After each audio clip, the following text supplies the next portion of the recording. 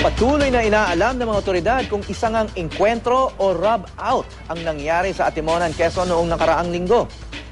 Mahalaga raw sa investigasyon ng mismong crime scene at mga taong sumusuri nito. May news to go, si Cedric Castillo.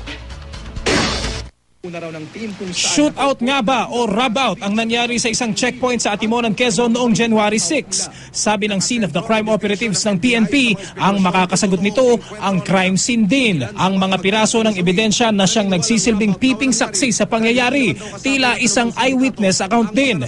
Walang ebidensyang masyadong maliit o masyadong malaki pagdating sa investigasyon.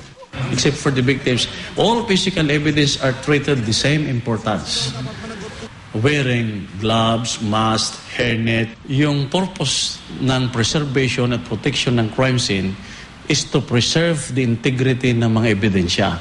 There is no time requirements for that.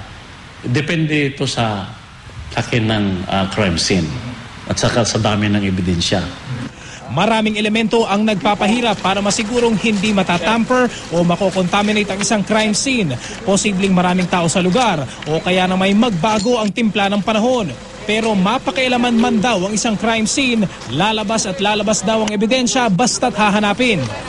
Dapat, this is the role ito ng mga first responders natin, mga police officers who first arrive at the crime scene. There is still good evidence to be collected at the crime scene.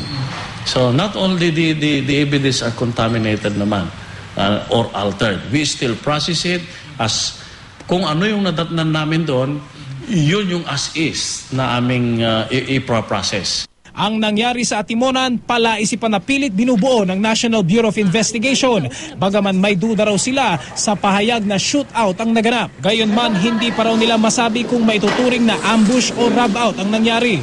Pero kung ano man ito sa tatlo, tiyak raw sila na nagpaputok din ng ilan sa 13 nasawi base sa bullet trajectory examination at ilang testigo. Cedric Castillo, GMA News.